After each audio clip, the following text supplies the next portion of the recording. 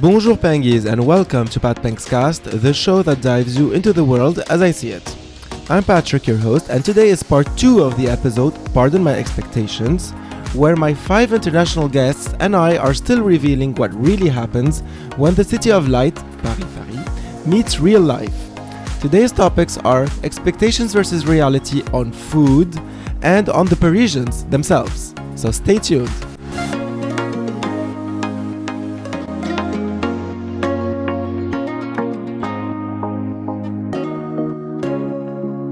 Bonjour, bonjour, bonjour. Let's hit that topic again, but I just wanted to remind you that I'm surrounded by 2 guests on a video conference who have visited Paris as tourists. Natasha, live from the United States, and Hussein, live from Lebanon. And I'm also surrounded by 3 guests currently living in Paris. Jonas, originally from Sweden, Teresa, originally from the United States, and Geoff, originally from Lorraine in France. Now let's go back to our topic. Food. Who likes food? Everybody likes food. Tasha raised her hands. Well, so you speak first. He mentioned the bakeries before, and even though I was only in Paris for a short time, I made sure to go into a patisserie, to actually get like French macarons. And I always like to say it like macaron, and Patrick's like, "What are you doing?" Oh my god, that was my nightmare on the radio, in the US. Macarons. Yeah. There's something else I have to mention. Andy here, your co-host in the radio station for the morning show, he really liked to provoke me and say the croissant. Talk about the croissant.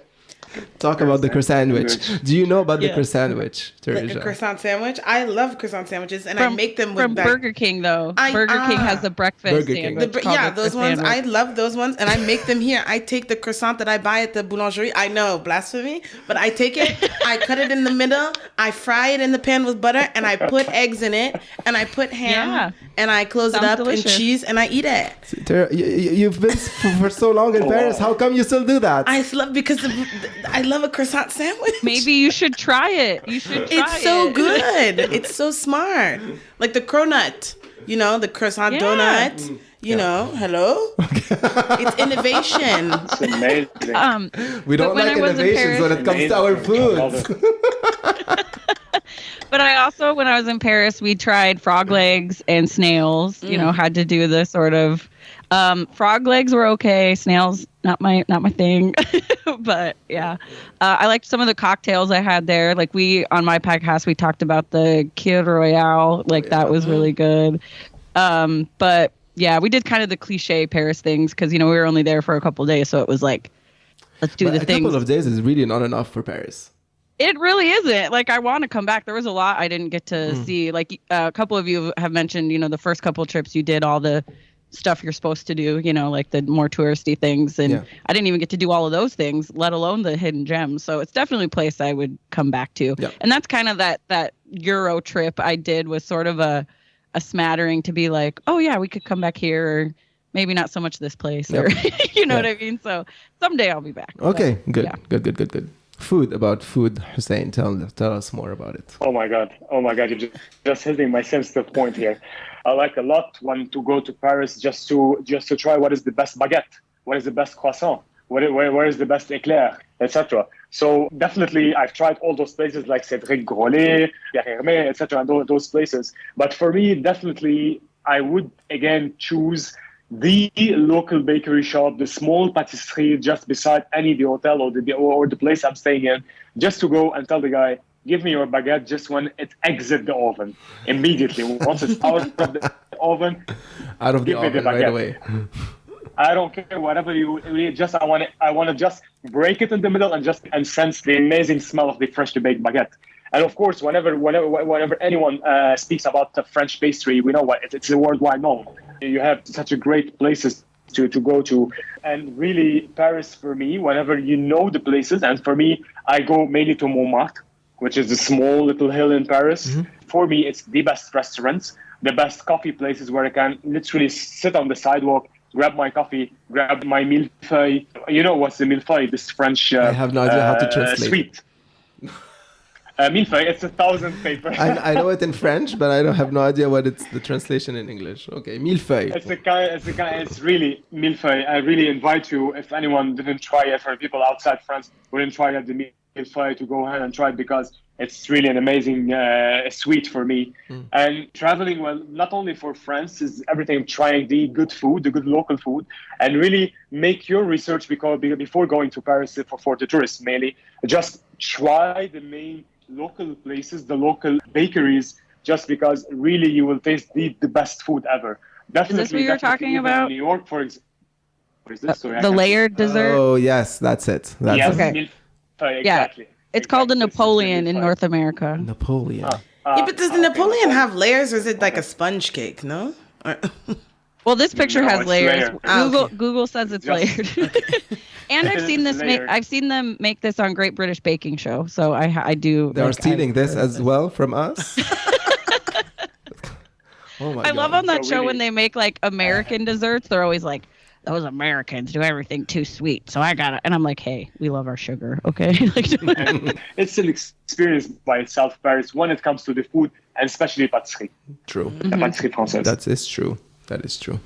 Okay, Jonas. I was surprised at how easy it is to find good food. Of course, in all big cities, you have a huge variety of different kinds of restaurants, and like more fine dining you can find everywhere. But I find that in Paris, like if you just go to just a regular bistro or brasserie, I would say like the lowest level you get is usually pretty good. Basic, good French food. It's delicious. Right. And as an American traveling throughout Europe, I thought even when we'd stop at like gas station type places, the food offerings there were all better than things we have in America, or at least they had more fresh options. You know, you could still get some of the quote unquote junk food, but there was also just more, More just choices. better options. More Yeah. healthier. I Yeah. think, however, I do think that, because I have friends, who are, for instance, vegetarians. I had a friend visiting who's even vegan.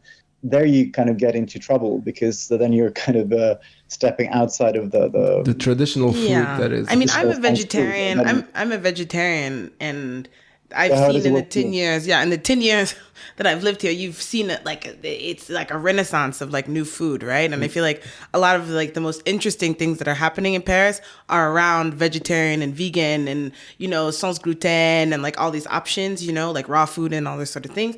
I feel like you see the most innovation, right? Because it's not kind of the traditional things where they take traditional recipes like a boeuf bourguignon and they make it vegan or vegetarian, or like lots of Asian restaurants have since before, it was a crazy vegetarian vegan, have been giving lots of non-meat options, right?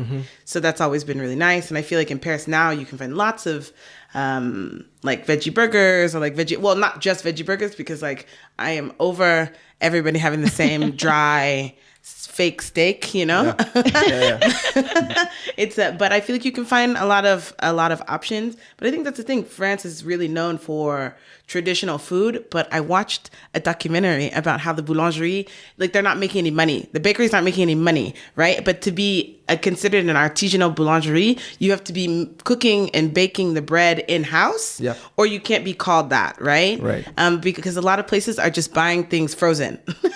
It's frozen. It's frozen. Everything is frozen. Like the boulangerie, that smell that you're smelling is like pumped in like Subway. You know what I mean? And it's selling you this version of like Paris, so that you spend your money on this millefeuille that came from a box that was frozen, and that they put like a little bit of fake gold leaf on, and then they put it in the vitrine in the window. So how for would like you know? €5. How would you know that this place is authentic? And That's the problem. Because if they add a little bit of a touch, like if they add a little bit of like glaçage or So something, that means and that legally it's okay. it's technically fait maison. It's technically homemade, but it's not actually. So a lot of places are just buying their stuff frozen, and you can kind of tell sometimes, I think, but it's really hard to, because there's not a lot of legislation around it. Apparently. I'm surprised there's yeah. not a lot of legislation around it, especially around bakeries in Paris, Exactly. because it's really something. I mean, it's an important part of the daily life. Right? Yeah. But everybody wants that You bread. have to trust your baker. Well, I don't know. I really don't know, because sometimes it's pretty much the thing that you would buy in the supermarket is what you could get at the boulangerie, but because they're selling you this like experience, you're willing to pay €1.30. But if you go to Carrefour, yeah. it's pretty much the same. It's pretty much the same. For Americans, Carrefour is your This is Walmart. marketing. It's the marketing, right? Yeah, the Walmart. Yeah. Oh, wow. Oh, wow, Walmart. Walmart. I mean, I get why puff pastry does take a lot of time and effort, and so I get like wanting to cut some corners. But yeah, if I go to Paris and you say you're like this fancy bakery, I want some fancy stuff. You know? Right. No, well, it's part of the experience. But yeah, you should. I mean, Yeah. it's difficult to know, obviously, but sometimes you can tell by the taste, but a lot of times probably not. Like with the Galette des Rois. In Oh January. yeah, right. Yeah. That's a huge. Oh yeah, thing. they only sell it in January already, which I don't understand because they apparently make a lot of money in January off these galettes, right? But at the end of January, you can't find them anywhere. You know, But I think that it will bring much more money this way than if it's Available all year? available all year, because you create that need, That need, that demand. absolutely Demand. eat that. Yeah. but they buy it frozen. You know what I mean? So they could just keep it. You Yep. know, they could keep it in the back and then just like put it in the oven and basta. Marketing. Marketing. Marketing.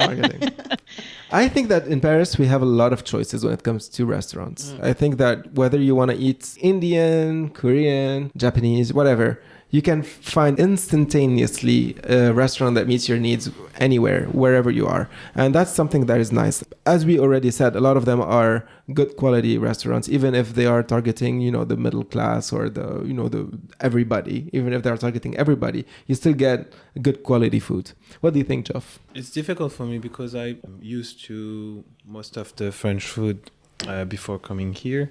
The thing is, my experience on food in Paris were when I have my family coming from outside of Paris to visit me. We usually go to exotic food, like, I don't know how to say it, like Tibetan food or African food. We usually go for world food. Yeah. And there's a lot of offering and good quality restaurant offering like not French food in Paris. We have more memorable moments in going to those kind of restaurants rather than going to typical French restaurants, especially because I'm not sure what is typical French food in Paris. You have les bouillons, where you can buy like poireau vinaigrette and blanquette de veau, which is typical. But most of the restaurants are brasserie and they sell brasserie stuff, which is not like quite typical for me. It's just basic food. Yeah. The quality is okay.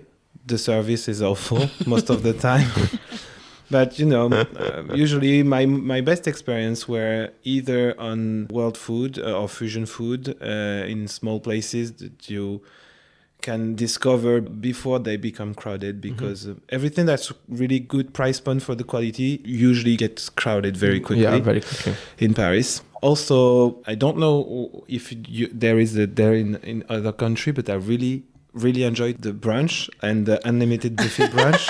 This is Americans love my brunch. best thing to do on the Sundays, Yes. unlimited buffet brunch. I agree. And there's a lot of offering, and the thing the price point is quite good. It's quite good.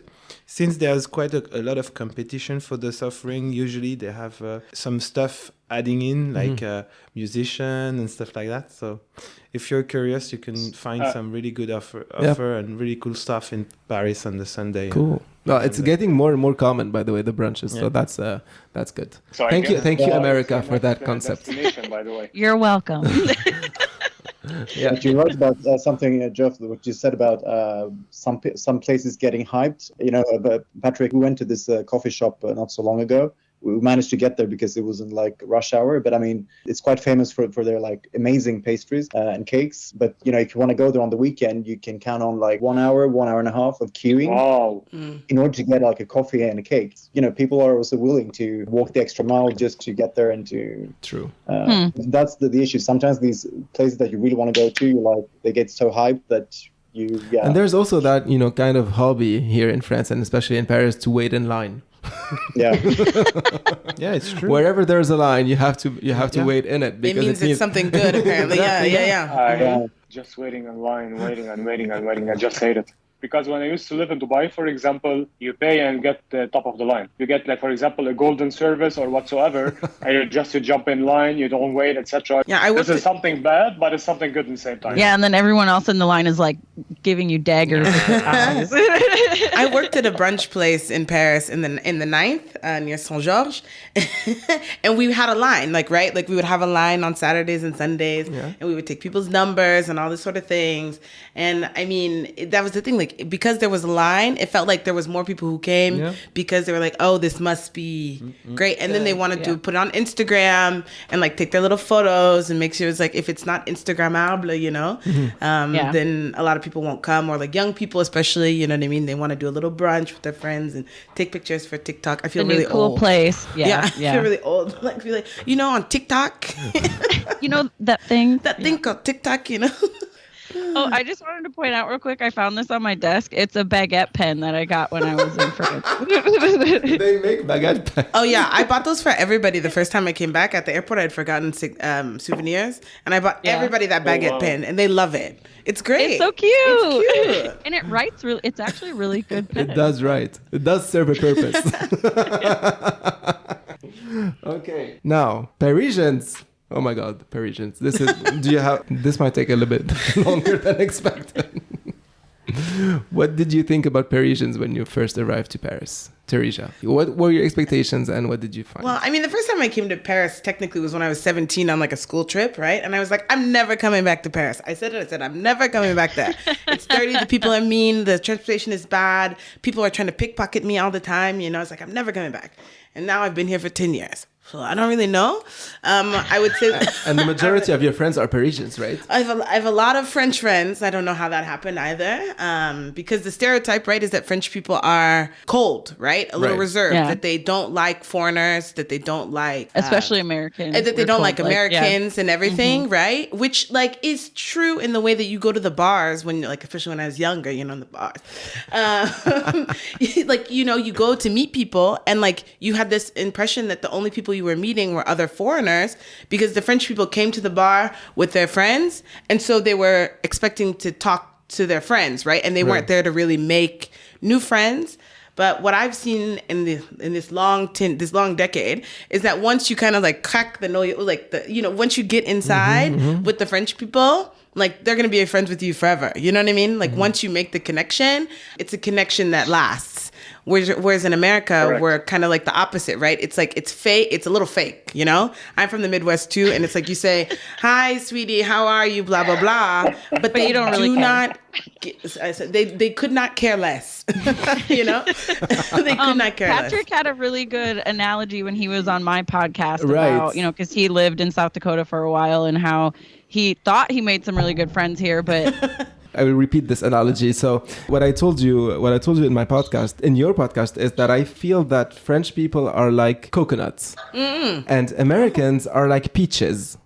So when Americans from the outside are very, you know, you can get in easily from the outside surface, you know, so everything looks great, everything looks amazing and awesome, and we're friends, and how are you, and blah, blah, blah. And then there's that, you know, thing in the middle. I don't know how you call that in English. The seed in the middle. The is pit. The pit. Mm-hmm. The pit, which is very, very extremely hard to get into. So we probably will not ever get into it. However, the coconut is hard on the outer surface, the French. You cannot get in easily. There's nothing, you know, flexible on the outside. It's really hard. But however, when you crack it and get inside, you have a big space of potential friendships and you can stay friends forever. Yeah. So that's the analogy I got. And I think it represents very well what I think. I'd say it's true. And I see exactly what you said, but in different words. Yeah, it's exactly. Wow. Like I'm going to tell all my friends that they're coconuts. Coconuts and beaches. Well, and I think in the Midwest as well, and I don't want to totally speak for Patrick, but coming to the Midwest where we don't get a ton of people with like other accents or whatever, like the minute where someone's a little different, we're interested. We're like, tell us about it. What's this about? Blah, blah, blah. Exactly. But it's still sort of surface, you know, it's not. Well, it is some sort of a surface, but you know, I kept in touch with some of my friends and you, but I mean, I can agree. I mean, from the amount of people I met compared to the amount of people I still talk to, there's a problem. There's a problem. But actually, when you go there and you know that you're just spending a small amount of time, it's better this way. Because at least you get to, talk to a lot of people in the beginning. It's easy.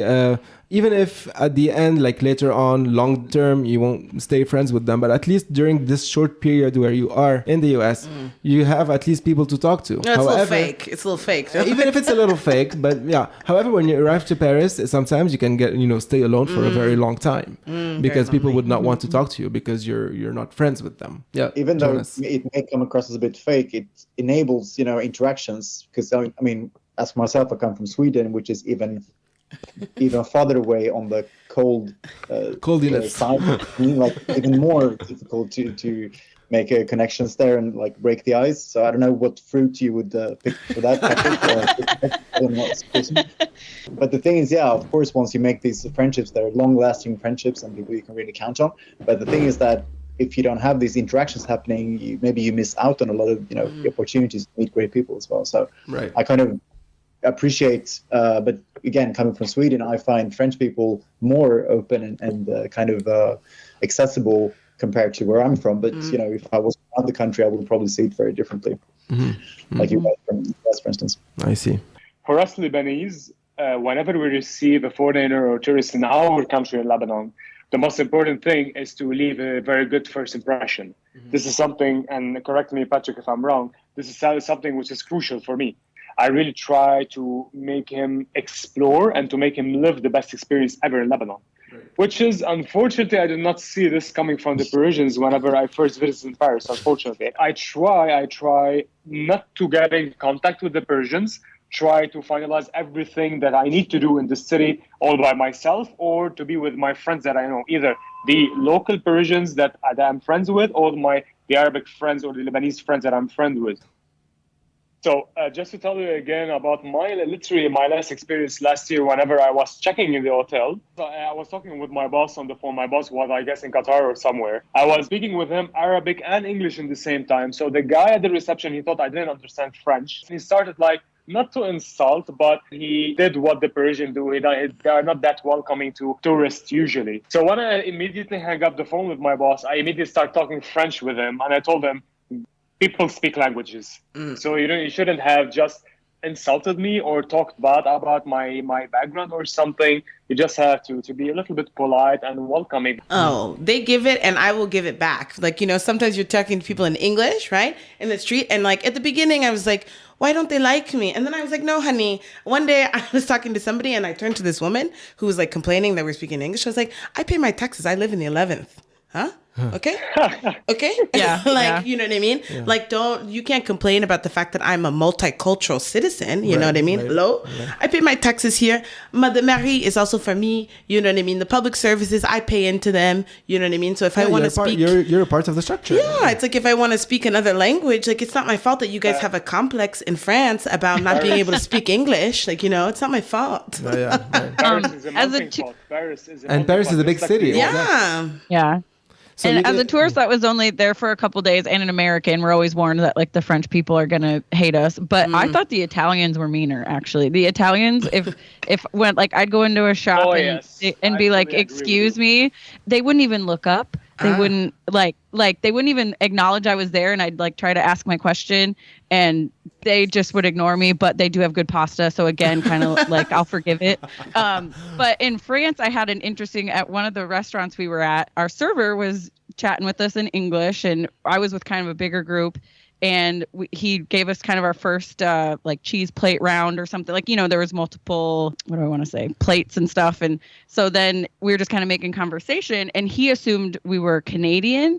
And then when I was like, oh, no, we're American, he could not hide his face. He cringed so hard. Really? Oh, God. But it was what is so different? 2 minutes ago, you were fine chatting with us, and now you're kind of eh. It was just kind of interesting. Yeah. And he was still, we laughed it off. It was fine, but it was funny. But you definitely, Natasha, you need to go back to Paris. Yeah, you have to come back. 2017 is a long time ago. It was a long time. No, it's on the list to come back. It's definitely, yeah. But I keep changing, here in America. I always give Patrick a hard time that he never works and he's always on vacation.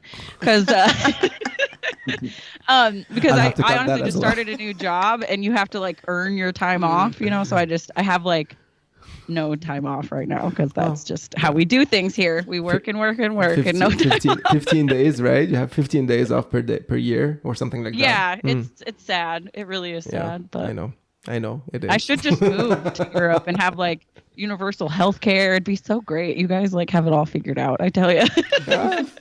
In some cases, in some other cases, probably not. Like, are talking about visas one of the things on the list? You have a bad experience with visas? Yeah. Okay.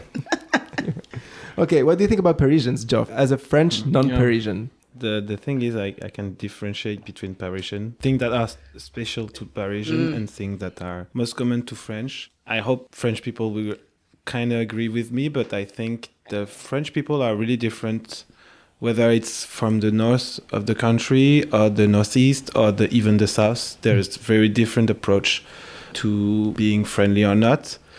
When I come to Paris, I was really surprised how people here are very closed. And, when I first came into the gym, I was saying hello and bye in the locker and stuff, and nobody answered me. So for me, it was kind of surprising because I do not do it anymore. So, I think people in Paris are mostly tired. It's tiring to live with as much people all the time. So people do not make an effort to be especially friendly. And it's as you live here, you lose your friendliness. When I come here, I was more friendly. Now I'm just a Parisian.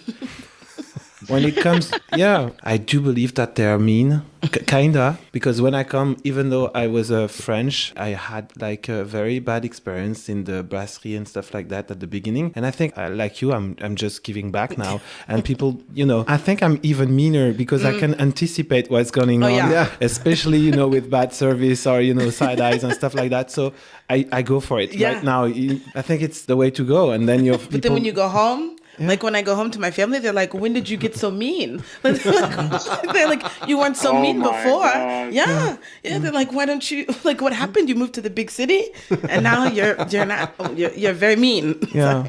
At the beginning, I remember I was usually going, with my brother. I was calling him and I say, "Am I the asshole in this situation?" No, I don't care. I really don't care anymore. And it's okay. It's fine. Well, you're adapting. You're adapting. You're in the process of adaptation. Exactly. But people are, I guess, more chill and friendly outside of Paris. I believe more open, like more smile, more polite. Most of the time. True.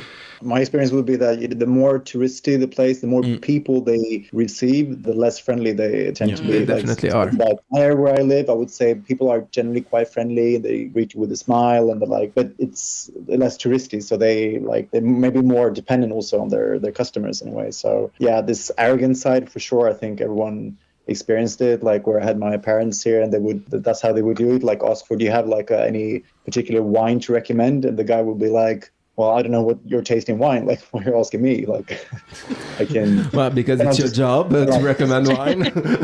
Like, what a generic, stupid question. Like, what kind of wine do you like? And then so this kind of confrontational behavior, I think a lot of. It's tiring. It's tiring to have it constantly. Might not be used to it, but then once you get used to it, like Geoff said, like you can kind of figure out how to get your way around it, or by being a little bit of an asshole yourself, you kind of, in a way, get their respect, and then maybe for some odd reason they treat you better. I worked in a brasserie with another American friend as well.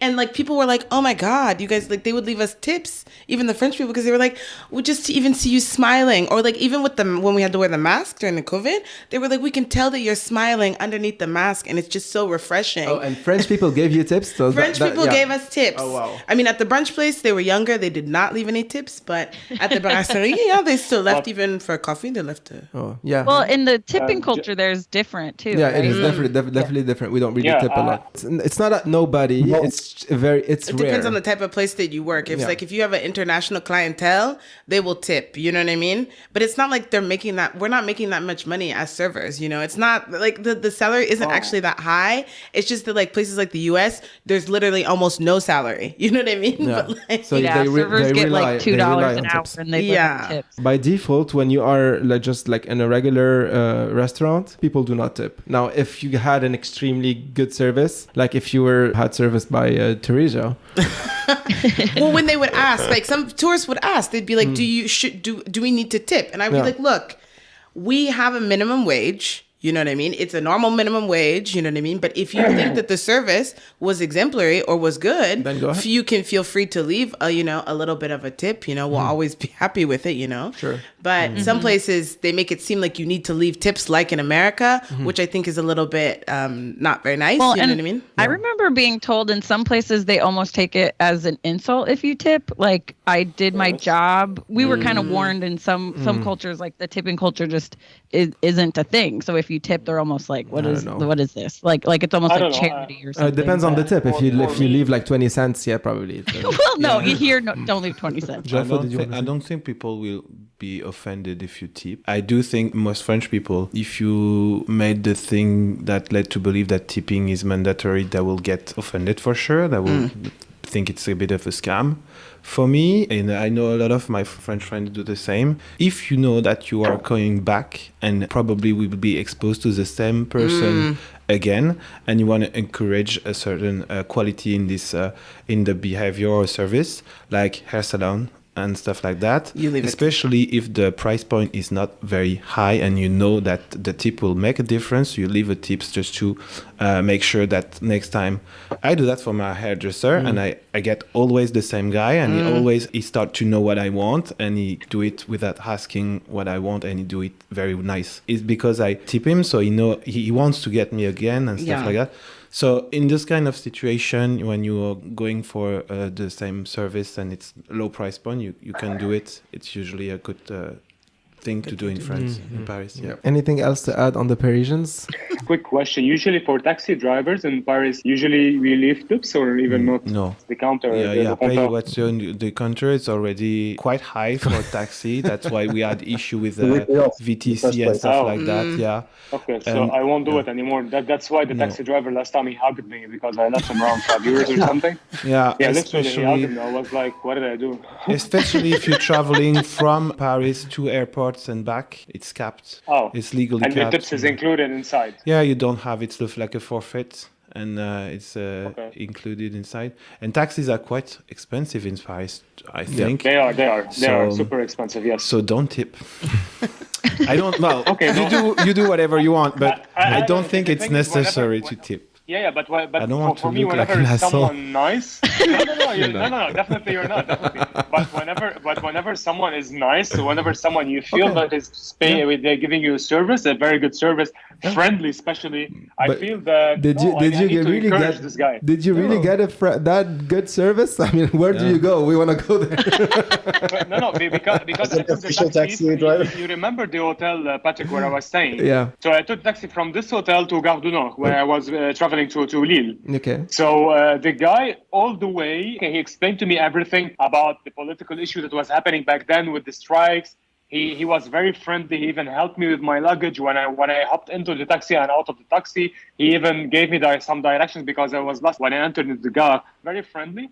And I felt that I need to pay him back. I don't know. This is something. You're right. You could also ask for his number, and he could be your private taximan when you come to Paris. You know what I mean? Like that also works. Like I know some taxi people who use the same taxi.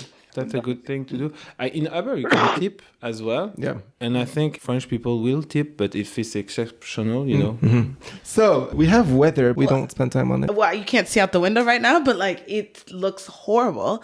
And it's only an hour away from London. And London is known as like the rainy city. Right. But Paris, I feel like, isn't known that way. Yeah. But it is also almost just as rainy. Like, the Seine is like at a level super high, you know what I mean? Like you can't drive anywhere or do anything near the Seine because the level's high because it rains all the time. Yeah, right. I was there in October, which should be cooling off, but I actually looked this up. So it was 80 degrees Fahrenheit, which is about 26 Celsius. Okay, so that was pretty warm for October still. Like that was pretty warm. But True. and I missed for the October, air conditioning. It is. Oh yeah. Yeah, Patrick and I talked about this. I was like, it was hot. It would have been nice to have some AC, but that's not a thing y'all do over there. and then I told you, you have to feel the nature. Nature. What nature, Patrick? is it still expensive having air conditioning in the houses in Paris, for example, or in Europe? In No, general? I can speak to that because I've been into this struggle to try to get that in place where I live because I'm on the top floor and it gets extremely hot in the summer, especially during the heat waves. It's Heat rises, yeah. So basically, it's not really. I think it's as affordable as anywhere else. It's just that you need a lot of permissions and stuff because you can have like an external section, which is going to be like on the outside. And since there are a lot of rules and regulation about what you're allowed to do on the facade, as long as this facade, the part of the facade where you want to put this piece, it's visible from the external street. piece, yes. Yeah, Paris has to remain the, beautiful, and all of these things some shouldn't. of those older buildings would look weird with just like a window AC unit. Like that would kind of hurt the vibe a little bit. True. But which is the good thing, I guess. Which is the good thing, but then you have to be authorized to put it somewhere else. But I don't know if, and it's not always easy to put it somewhere else. Patrick, I think this will change later on because Europe is currently being impacted by literally big heat waves. And it's impacted by heat waves because we're the polluting. whole world is. Yeah, so it's like making it worse technically. And by putting ACs, we're polluting even more. So what are we doing? Is it really? I know. Most of the time, I don't want to die. Yeah, Jeff. What you do for AC is that all the people in the same building are getting all together to get a unit on the roof. Just one unit. Yes, but it's very pricey and you have to set up everything. Either it has to be before constructing the building. After, it's quite a pain in the ass because you have to modify the structure and stuff. We are discussing in my building. The external unit is almost impossible in Paris. Outside of Paris, it's already quite difficult because no one wants to have stuff outside. And I do understand it. I was in Croatia recently and there's AC unit everywhere on every building. And each flat has its own and it's different and it's popping out of everywhere. It's not very good looking. Yeah, it's not. But it's so hard to sleep when you're hot. Like I don't. True. Because you're used to. Well, you don't sleep. Or at least a fan. Like I don't know. I needed a travel fan. fan. You have fans. It's okay. A little fan. Oh, like the fan with like the water at the bottom, the cold water, and it kind of like puts out some cold water. That's about all we got. True. So this marks the end of part 2 of Pardon My Expectations. I hope you enjoyed it. Don't forget to like it and follow the podcast on the platform you're listening from: Anghami, Amazon Music, Apple Podcast, Deezer, Spotify, and YouTube, or on my website, patricksayek.com/partbankscast. See you in a few weeks for part 3, Pengies.